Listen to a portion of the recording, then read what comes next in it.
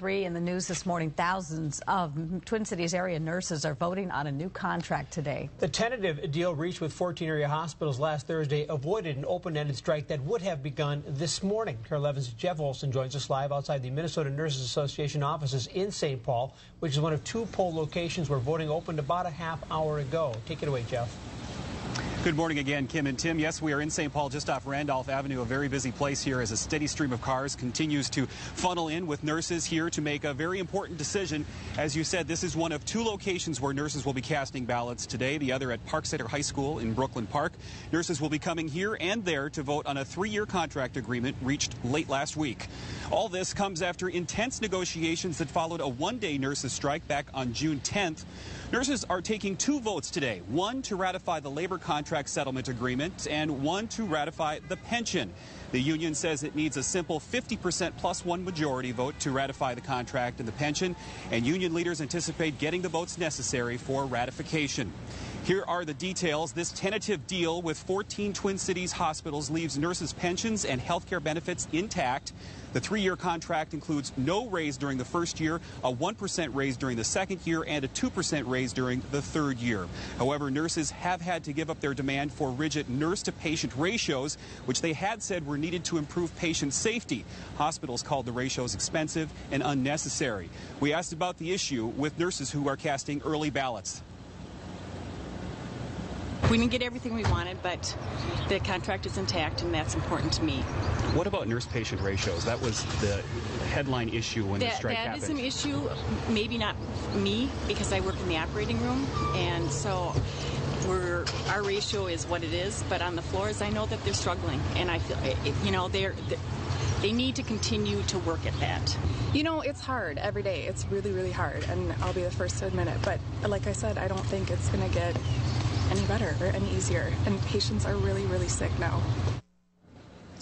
Carlson says she will be among the nurses voting for this deal. Polls are open now. They will remain open until 10 o'clock tonight. The union tells us we shouldn't anticipate any results until at least midnight tonight, Kim and Tim. As soon as we do get the numbers, we will post them on KARE11.com, and of course we will have a complete wrap-up tomorrow. But again, the union expects they will get the votes necessary for ratification of this deal. And this, of course, is a very unscientific survey, but every nurse I've spoken to this morning so far has said that they will vote in favor of this deal. That was the question I was going to ask you, sort of an exit polling question, but you've just said it right there, Jeff. And as you said, we'll get the latest tonight on KARE11.com. Thank you, sir. 12,000 Twin Cities nurses will know by the end of the day whether or not they'll be walking the picket line. They're voting on a tentative contract today. Our Tom Halden is live at Park Center High School with one of the voting locations with the very latest this morning. Good morning, Tom.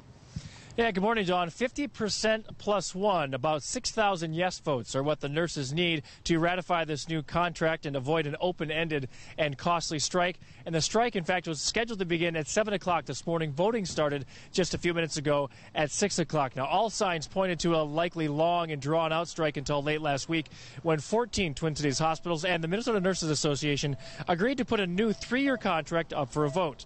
Two sides were dug in pretty deeply on the issues of pay raises, pension contributions, and staffing levels. In fact, there was incredibly little movement on any of those issues from when negotiations started in March. But on Thursday, with the help of the Federal Mediation and Conciliation Service, they basically agreed on a wage-only deal that will give the 12,000 members pay increases of 0%, 1%, and 2% over the next 3 years with no changes to their pensions. The problem is the nurses said all along that they were going to strike about quality patient care, and that's why they were going to strike in the first place. Well, in the end, all they could get from the hospitals was a commitment to address staffing issues through existing committees, something the union had said already failed in the past. The union's bargaining team is recommending that members vote yes on this tentative contract. They have until 10 o'clock tonight to do just that, and cast their ballots here at Park Center High School in Brooklyn Park or at the Minnesota Nurses Association office in St. Paul. We'll let you know at that time at 10 o'clock what they decide. Tom, Dawn, and Alex, new combination for me. Yes, it is. Okay, thanks so much, Tom Halden there on the nurses' strike. Metro nurses are not striking as it originally planned. Instead, today, they are voting on a brand new 3-year contract. I'm Chris Keating reporting live in St. Paul. Details in just 2 minutes.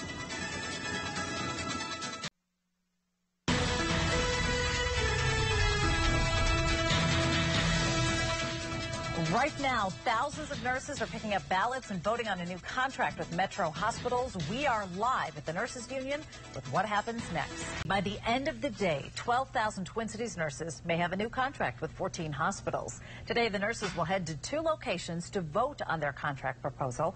Chris Keating is live at the Nurses Union in St. Paul with what nurses are saying this morning. Chris?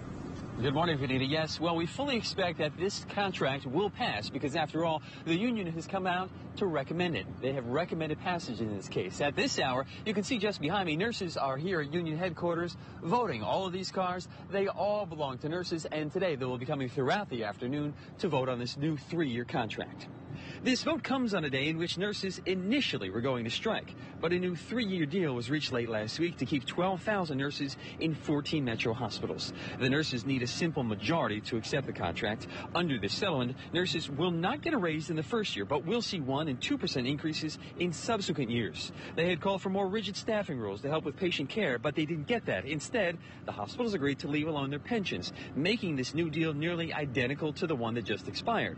However, one nurse is telling me this morning it was the little things in the contract that helped him vote yes, and one certainly did deal with staffing.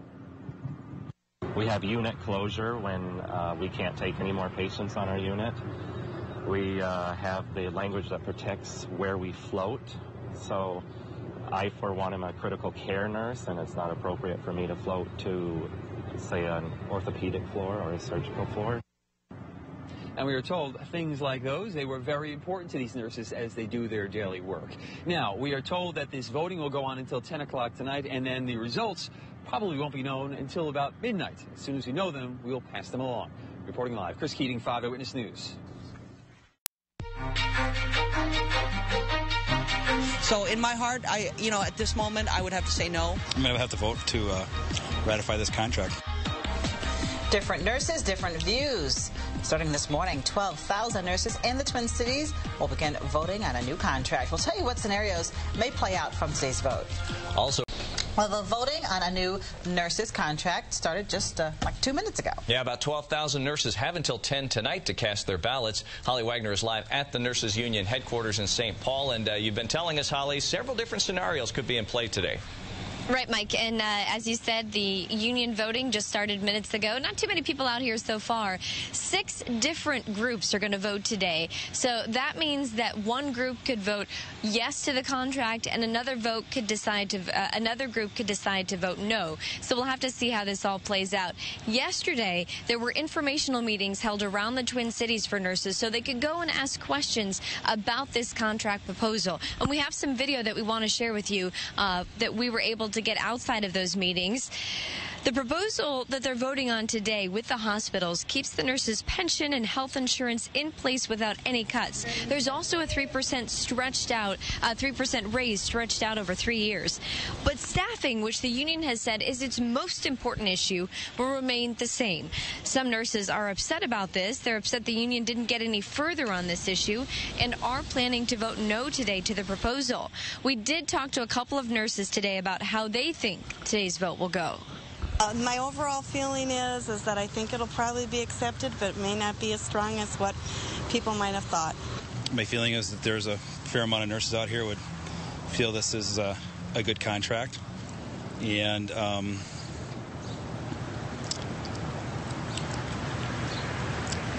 so we have to bring it forward. Now, here are the 3 scenarios that could play out today. If more than 50% of the nurses vote yes on the contract, it will be approved. If more than 50% of the nurses vote no, the contract will not be passed and they'll go back into negotiations. But if more than 66%, so if more than 2/3 of the nurses vote no, this would authorize a new strike vote.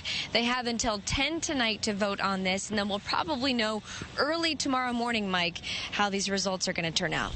Well, it'll be nice once this is finally settled, but who knows how long that'll be. Thank you, Holly. We want to know what you think about all this. Will the nurses approve the new contract? We hope you'll step inside the box at WCCO.com/ITB. Give us your opinion, and we'll read some of the comments we get later on in the newscast.